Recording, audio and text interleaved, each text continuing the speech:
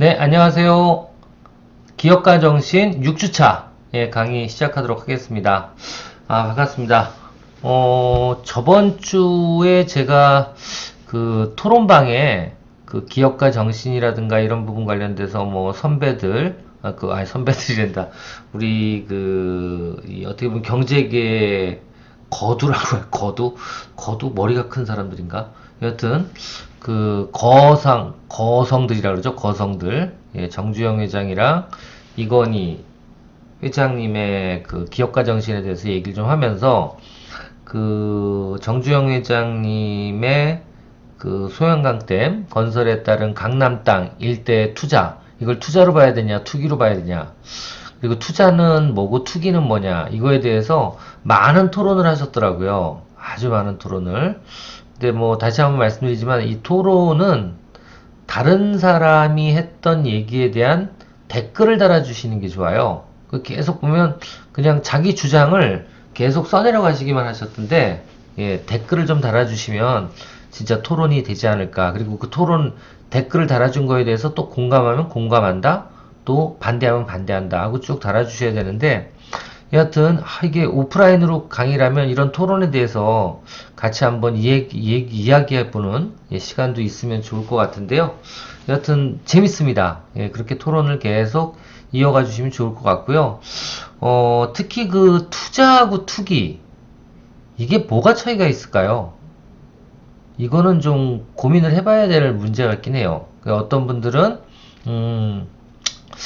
불로소득이면 투기고, 자기가 어떤 그 생산성 있는 가치를 만들어내면 투자다라고 얘기를 했더라고요. 하시는 분들이 대부분이고, 또 어떤 분들은 투자와 투기에 대해서 정보를 가지고 했다?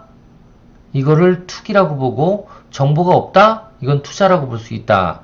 라고 얘기하시는 분들도 계세요. 근데 저는 개인적으로 투기는 어떻게 보면 불법적인 성격이 강한 거잖아요.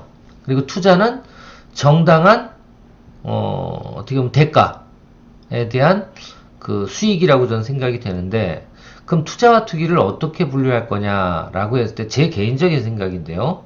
제 개인적인 생각으로는 투자는 말 그대로 사전에 정보를 제대로, 빅데이터죠. 요즘에는 빅데이터 분석을 통해서, 그건 뭐 사회, 문화, 경제 모든 것에 대한 어떤 변화를 예측해서 거기에 투자를 하는 것, 예, 이게 저는 투자라고 생각이 되고요. 투기는 불법적인, 그러니까 정보를 수집하는 데 있어서 불법이 들어간다 그러면 이건 저는 투기라고 보고 있어요. 그러니까 어떻게 보면 투자의 기본은 시장에 있는 정보를 파악해서 미래 사항을 예측하는 거잖아요. 그죠? 그래서 미래는 비싸지거나 오를 거를 대비해서 그거를 투자를 하는 건데, 이 투자라는 방법 중에, 이런 투자를 하기 위해서 결정하기 위한 사항이 바로 정보를 수집하는 거예요. 그렇죠? 근데 이 정보 수집을 어떻게 할 것이냐, 이거를 불법적으로 한다 그러면 이거는 투기가 될 것 같고요.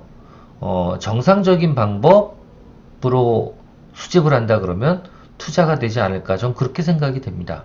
그래서 투기는 한마디로 불법 정보 수집이 근거가 돼서 수익을 취할 수 있는, 어떤 차익을 취할 수 있는 투자 방법을 전 투기가 아닐까, 그렇게 말씀을 드리고 싶어요. 예를 들면 이런 거죠. 남들은 알지 못하는, 그리고 자신의 어떤 신분을 가지고 정보를 얻었을 경우에, 그러니까 이런 것도 있잖아요. 주식은 내부 거래를 투기라고 보거든요. 주식은. 그러니까 예를 들면 A라는 회사가 자신의 그 회사의 내부 정보를 가지고 주식을 투자했다. 그러니까 예를 들면 뭐 우리 회사가 이제 내년에는 이건 직원들도 모르는 거예요. 임원이 내년에는 이러이러한 사업 부분에 막대한 투자를 할 거야 라고 한다면 어떻게 될까요? 주식 가격은 나중에 그 정보가 오픈되면 오를 거 아니에요. 그럴 때 그 정보를 알 수 있는 사람이 해당 정보를, 폐쇄적인 정보라 그래요. 이거를 폐쇄적인 정보를 가지고 그걸 활용해서 투자를 했다? 이건 투기가 될 수 있는 거죠. 아시겠죠? 그래서 저는 정주회장 같은 경우에도 그게 소양강 댐이 건설된다라는 그런 어떤 그 정보를 자기만 그 어떤 자신의 신분 때문에 알게 된 거잖아요. 만약에 그게 신문이라든가 아니면 미디어에 보도가 된 정보를 얻었을 경우에 그 다음에 투자를 한다? 그러면 그건 투자가 되지 투기가 안 될 거예요. 근데 만약에 오자마자 공표가 되기 전에 비밀적인 정보를 가지고 특정한 자만이 알 수 있는, 신분을 가진 자만이 알 수 있는 정보를 가지고 투자를 했다? 전 이건 투기라고 볼 수 있다. 라고 조심스럽게 말씀드리고 싶어요. 그래서 하여튼 투자와 투기의 가장 큰 차이는 내부 정보고 불법으로 정보를 수집했느냐 아니면 어떤 자신만의 어떤 지위에서 정보를 수집했느냐 이런 부분을 가지고 따져봐야 되지 않을까 그렇게 생각이 됩니다. 서설이 길었네요. 예. 자, 그럼 하여튼 저번 주에 했던 걸 이어서 계속적으로 한번 진행을 해보도록 하겠습니다. 왜냐면 저번 주에 5주차 사회적 경제 조직을 좀 강의를 하다가 중간에 그냥 끊어졌죠. 그래서 이어서 이 내용 마무리하고 6주차 강의 시작하도록 하겠습니다. 자, 저번 주에 이제 사회적 경제 조직에 대해서 얘기를 드렸고, 사회적 경제 조직은 뭐 협동조합이라든가 아니면 협회 또는 마을기업 그리고 자활기업, 사회적 기업 그리고 농어촌 공동체 이런 것들이 있다라고 말씀을 드렸고요. 어떤 것들인지 설명을 드렸고요.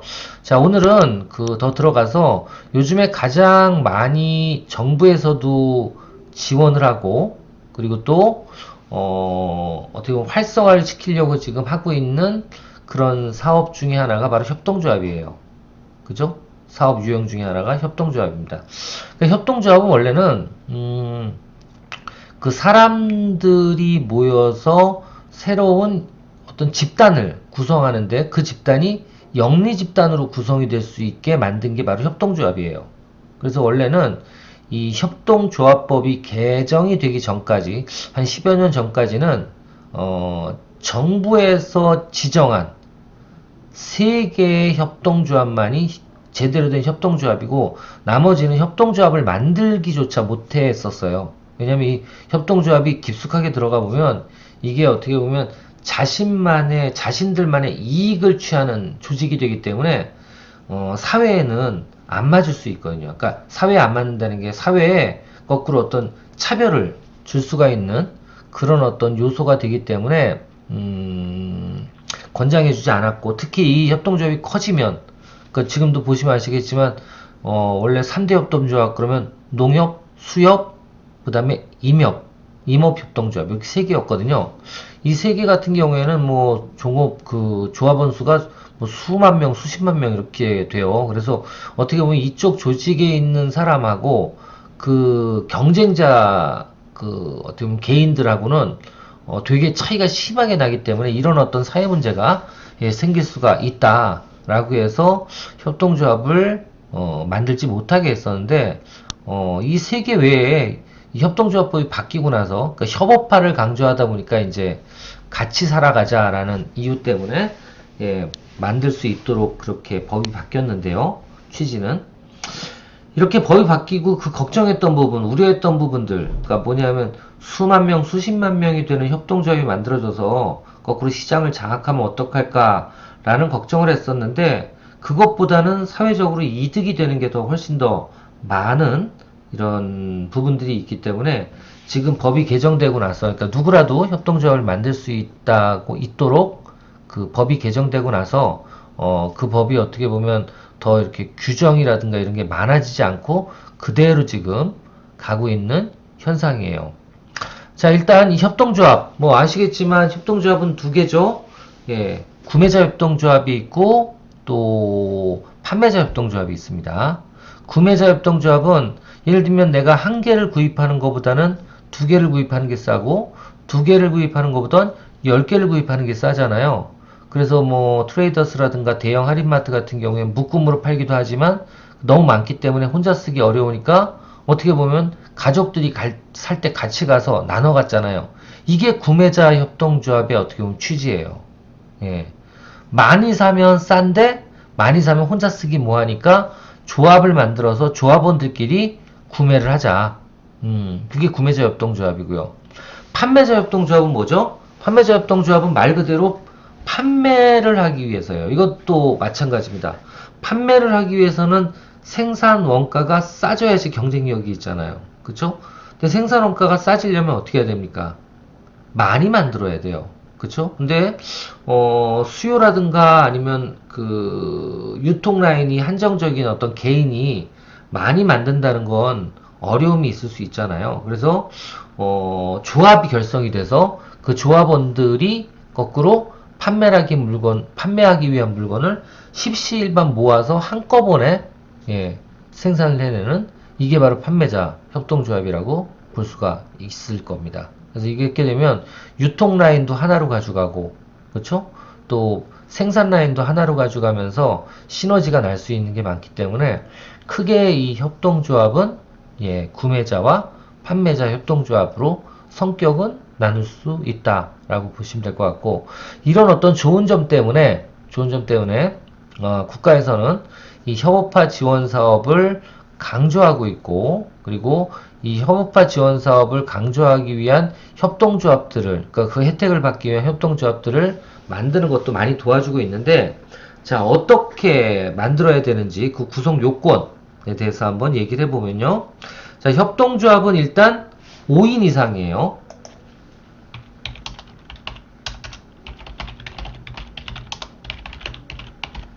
첫 번째, 인적 요건입니다. 인적 요건은 5인 이상이 모여야 만들어집니다. 아시겠죠? 그러니까 5명 이상의 조합원이 있어야 된다는 소리예요. 그렇죠? 예, 그러면 만들 수가 있습니다. 만들 수가 있고요. 보통은 다른 얘기예요. 인적 요건이 그냥은 일반적인 건 5인 이상인데 요 표는 그걸 나타내고 싶은 거예요. 이거는 그냥 일반 협동조합이고요. 요 밑에는 뭐예요? 예. 소상공인 시장진흥공단에서 지원을 받기 위한 협동조합. 예, 협동조합을 지원을 많이 하거든요. 지원을 하기 위한 협동조합은 5인 이상이어야 되는 건 마찬가지인데 단 5개 이상의 뭐가?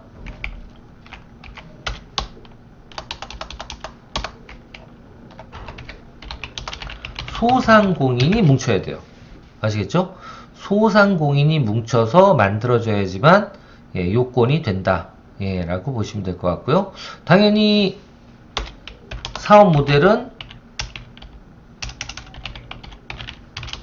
조합원 공동의 이익을 창출할 수 있어야 하죠. 그죠? 이게 가장 중요한 얘기고요. 그리고 이제 연합회라는 게 있는데 이건 뭐냐면 3개 이상의 협동조합의 모임이에요. 그러니까 협동조합은 지역별로 만들 수가 있잖아요. 이런 지역별로 만들어진 협동조합의 모임, 이거를 연합회라고 하는데, 연합회를 만들려면 3개 이상의 협동조합이 뭉쳐야 된다라고 생각하시면 될 것 같고요. 특히 이 공단, 소상공인 시장진흥공단에서는 어떻게 기준을 두고 있냐, 협업화 한번 지원 사업을 한번 보겠습니다.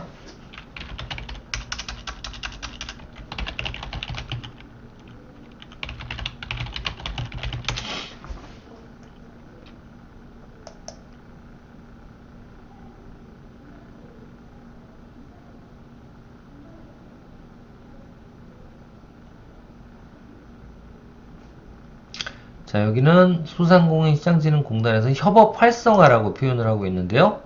자, 들어가 보면 이렇게 되어 있습니다.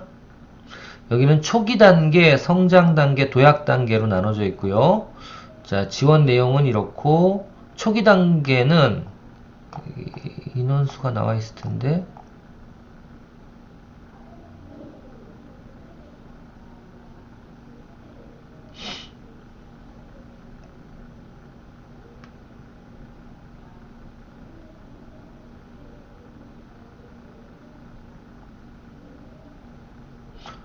그냥 아직은 이게 없어졌나 보네요. 자, 보세요.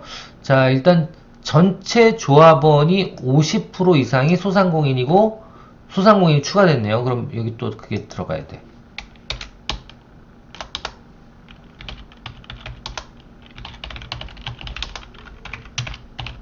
그럼 만약에 조합원의 수가 20명이다 그러면 소상공인이 몇 명 이상이어야 돼요? 10명 이상이어야 되는 거예요. 아시겠죠? 예, 그것도 인적 요건으로 들어갑니다.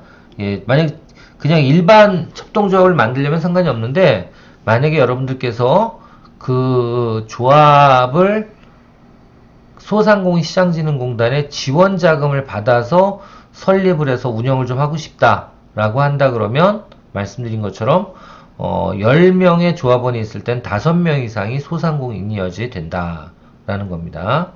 예, 그렇게 보시면 되고요. 자, 그 다음에 자 여기 보시면 초기 단계는 특별히 인원에 대한 제한은 없어요. 뭐만 있어요?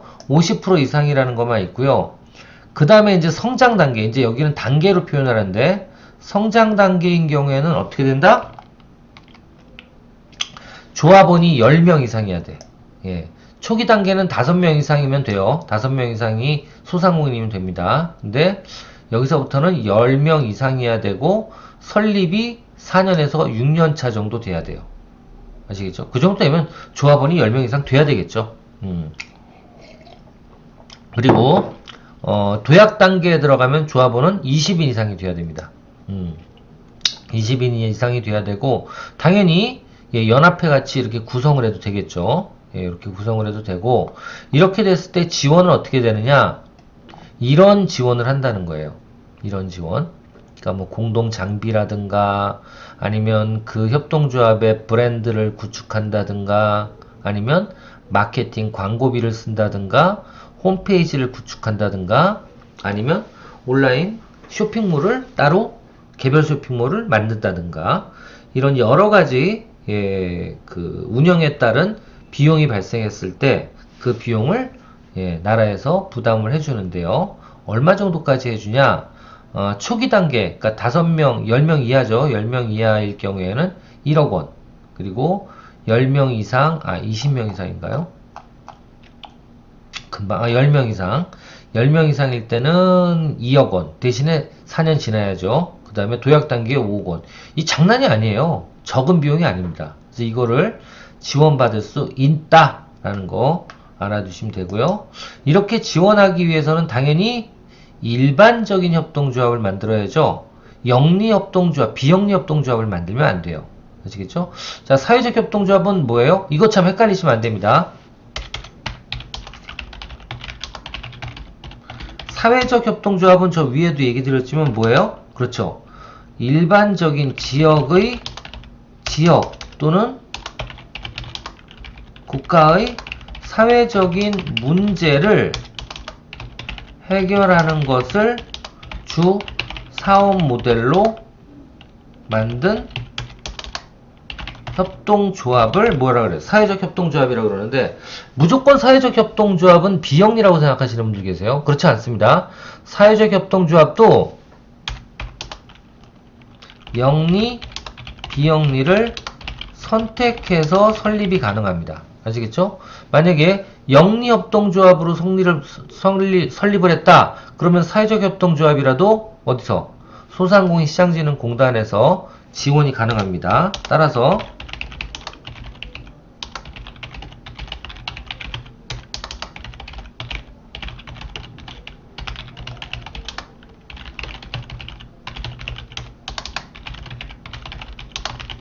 정부 지원이 가능합니다. 다시 얘기하면 거꾸로 얘기하면 이런 협동조합 지원 사업들은 특히 소상공인에서 하는 지원 사업들은 소상공인 시장진흥공단에서 하는 지원 사업들은 대부분이 영리기업 또는 영리협동조합만 가능하다라는 거 알아두시면 될 것 같아요. 그래서 일반 협동조합은 아니 된다라는 거 알아두실 필요가 있습니다.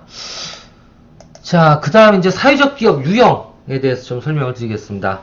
자, 사회적 기업은 아까 사회적 협동조합이랑은 좀 다르죠. 예, 협동조합은 5인 이상 조합원이 있어야 되고 사회적 기업은 이런 조합원 수 필요 없습니다. 이건 뭐예요? 사회적인 문제를 해결하기 위해서 만든 회사라고 보시면 돼요. 예, 그래서 뭐 여기는 일자리 창출형도 있고 사회 문제 해결형도 있고 뭐 여러 가지가 있겠죠. 자원 재활용 뭐 이런 것들 주로 해당이 되겠죠. 자, 이런 사회적 기업의 유형은 크게 여기 나와 있는 것처럼 사회 서비스 제공형. 예, 아시겠죠? 사회 서비스 제공형이에요. 그래서 이거는 뭐예요? 사회에 어떤 문제가 있으면 그 문제를 해결하기 위한 서비스를 제공해야 되는데 이런 제공하는 내용에 대한 서비스 수혜자들이 취약계층의 30% 이상이어야 된다는 소리예요. 아시겠죠? 그러니까 보통 고객이라고 표현하죠. 고객의 30% 이상이 취약계층이면 예, 사회서비스 제공형 사회적 기업으로 인정이 가능하다. 그 소리입니다. 다시 한번 사회서비스 제공형 사회적 기업은 서비스를 받는 고객의 수가, 퍼센테이지가 일반인보다 취약계층이 30% 이상 많으면 사회적 기업으로 지정이 가능하다라는 겁니다. 자, 그리고 두 번째로는 일자리 제공형이 있어요. 일자리 제공형은 뭐냐면 취약계층을 30% 이상 고용해서 쓸 수 있는 기업. 그러면 사회적 기업이라고 볼 수 있어요. 아시겠죠? 그 포션이.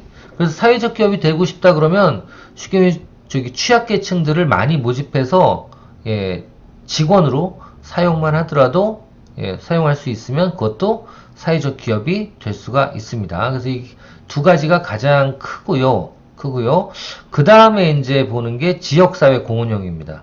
지역사회 공헌형. 이건 뭐냐면 취약계층의 20% 정도만 서비스 제공을 받을 수 있으면 되고요. 대신에 수입의 40% 이상을 예, 환원시킬 수 있으면, 공헌할 수 있으면 예, 이게 지역사회 공헌형이라고 보시면 돼요. 그래서 이쪽이 가장 많은 그 지원을 받는다라고 생각을 하시면 될 것 같고요. 마지막으로 이제 혼합형이 있어요. 혼합형은 취약계층의 20% 이상이 서비스도 받고 그리고 또 일자리도 제공을 받는 이게 이제 혼합형이에요.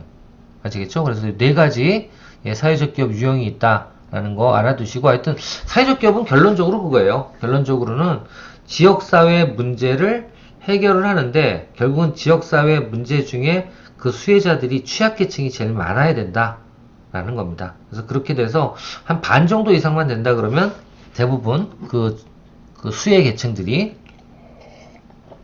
취약계층으로 한 50% 이상 된다 그러면 사회적 기업으로 예, 지정을 받을 수 있다 라고 생각을 하시면 될 것 같습니다.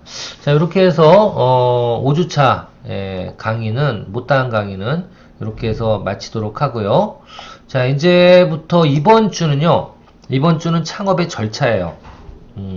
창업의 절차는 어떻게 보면 실무 분야입니다. 여러분들이 진짜 이제 만약에 여러분들 다 예비 창업자가 많기 때문에 이분들께서 만약에 여러분들께서 창업을 진짜 생각을 하고 있다면 어떤 절차를 거쳐서 창업을 해야 될지 이 부분은 어떻게 보면 조금 실무와 가까운 부분이고 여러분들이 진짜 창업을 한다면 아주 많은 도움이 될 수 있는 그런 내용이라고 볼 수가 있어요. 그래서 이 부분에 대해서는 여러분들 진짜 뭐 지금까지도 중요한 내용이었지만 그래도 그냥 이렇게 듣고만 있으면 되는데 여기서부터는 메모도 좀 해야 되지 않을까 예, 그런 생각이 듭니다. 되게 열심히 하시는 분들은 진짜 열심히 하시더라고요, 보니까. 교재도 한 주 정도 늦게 올리면 교재도 올려달라고 말씀해 주시고, 예, 저를 자꾸 채찍질 해주셔서, 예, 감사드리는데요. 여하튼, 이번 주 강의 되게 중요한 내용입니다. 아주 중요한 내용. 아이고, 6주차인데 5주차라고 했네. 예, 창업의 절차, 6주차. 예, 6주차입니다. 자, 6주차 내용 한번 들어가 보도록 하겠습니다. 자, 크게 이렇게 나눴어요. 일반적인 창업 절차 어떻게 되는지 한번 알아볼 거고요. 일반적인 창업 절차. 근데 창업에서 가장 중요한 건 저는 여기서 모방 창업, 그러니까 창업은 크게 두 가지로 나눠져요. 모방 창업과 독립 창업. 근데 저 서두에도 제가 여기서 설명을 드렸지만 창업이라는 건 뭐예요? 기존에 없던 고객에게 가치 있는 새로운 업을 만들어내는 겁니다. 그쵸? 그래서 이렇게 만들어내는, 가치를 새롭게 만들어내는 거를 독립창업이라고 그래요. 자영업에서는 독립창업. 그러면 기존에 있는 거를 이런 뜨는 아이템을 사는 것 이걸 뭐라 그래요? 이걸 반대말로 모방창업이라 그래요. 모방창업. 그래서 이번 이 절차는요. 절차도 모방창업 따르고 독립창업 달라요. 그래서 독립창업 위주로 설명을 드리려고 합니다. 독립창업. 모방창업은 투기에 가까울 수 있어요. 투자, 뭐든지 투자긴 투자죠. 그렇죠? 근데 위험한 투자이기 때문에 저는 모방창업은 저희 기업가 정신 이 학문에서는 빼도록 하겠습니다. 모방창업은 독립창업 위주의 일반적인 창업 절차에 대해서 한번 설명을 드릴 거고요. 그렇게 하기 위해서 가장 중요한 건 바로 사업 모델인데 이 사업 모델을 어떻게 만드는지도 설명을 드리도록 하겠습니다. 자, 그 다음에 이제 업종별로 창업 절차에 대해서 설명을 드릴 거예요. 첫 번째로는 가장 중요한 제조업에 대해서 어떻게 절차가 이루어지는지 창업이 제조업은 그리고 제조업은 보통 법인으로 많이 설립을 하시잖아요. 그래서 법인 설립 절차도 같이 설명을 드릴 거고 그렇게 하기 위해서는 어떤 서류들이 필요한지 그래서 법인 같은 경우에도 저는 저 작년에도 법인을 하나 또 설립을 했어요. 예. 우리 총장님한테 허락을 받고 설립을 했는데 취미생활입니다. 법인 설립하는 건 예. 만들고 또 웬만큼 되면 팔고 또 새로 만들고 계속 이렇게 해야 되겠죠. 그래서 이렇게 법인을 설립하기 위해서는 어떤 절차, 어떤 서류가 필요한지 예, 설명을 드릴 거고 그리고 그 다음에 유통업 유통업 여기서 이제 도소매업이라고 표현을 하는데요. 이 도소매업 중에서도 저는 유통은 많으면 많을수록 좋아요, 나빠요? 그렇죠. 유통업이 많으면 많을수록 거꾸로 소비자들은 비싸게 살 수밖에 없어요. 왜? 떼다가 파니까 비싸질 수밖에 없죠. 근데 이 유통업자가 많아지고 유통의 라인이 길어지면 깊어진다고 표현하죠. 유통업자가 중간에 많으면 도매업, 소매업, 중도매업 이렇게 해서 쭉 있으면 얘네들이 다 냉겨 먹어야 되니까 어떻게 돼요? 소비자 가격이 비싸질 수밖에 없죠. 그래서 유통은 작으면 작을수록 좋고 가장 좋은 건 요즘에 D2C라고 표현하잖아요. Direct to Customer. 그죠? D2C.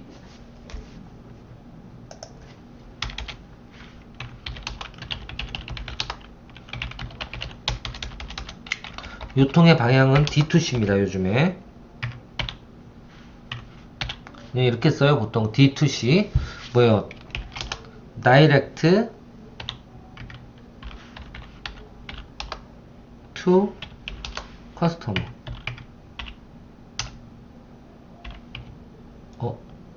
커스터머. 네.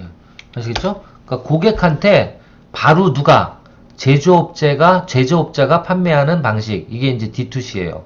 그래서 이 방식이 지금 많아지고 있고, 이 D2C를 할 수 있는 요건이 뭐예요? 온라인 때문에 그렇죠.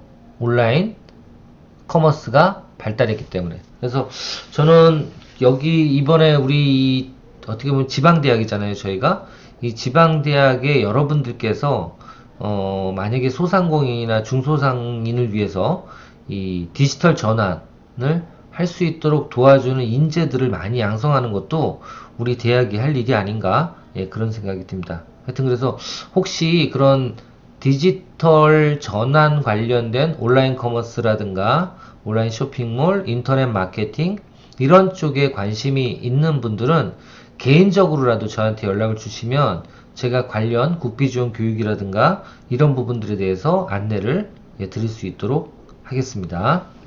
자, 그래서 유통 관련된 부분은 저는 그래서 이번 시간에는 수출로 좀 포커스를 맞춰가지고 예, 설명을 드리려고 해요. 왜냐하면 저는 모든 과정에 지금 보시면 다들 정부 지원 자금을 어떻게 받아야 되는지를 꼭 절차에 넣어놨어요. 전차에 넣어놨어요. 아시겠죠? 그래서 이 내용에 대해서 이해를 좀 하고 계셔야 돼요. 근데 이 유통은 정부 지원 자금을 받으려면 수출 말고는 없어요. 그래서 이 부분에 대해서 주로 설명을 드릴 수 있도록 하겠습니다. 자, 그리고 이제 마지막으로는 온라인 창업. 특히 이 식품 같은 경우나 건강식품, 어떤 위생용품 이런 것들이 좀 그 창업을 하기가 힘들어요. 왜냐면 인허가 요소들이 많기 때문에 그 외식업도 마찬가지지만 그래서 이런 쪽 관련돼서 어떻게 해야 되는지 그런 부분들에 대해서 필요한 서류들이 뭔지 설명을 드릴 거고요. 그리고 마지막으로 이제 자영업 관련돼서도 같이 한번 얘기를 해보도록 하겠습니다. 네, 이렇게 해서 오늘 한 2시간 동안 남은 시간 동안 요 창업의 절차에 대해서 같이 한번 얘기를 해보도록 하겠습니다. 잠깐 쉬었다가 이어서 하도록 할게요.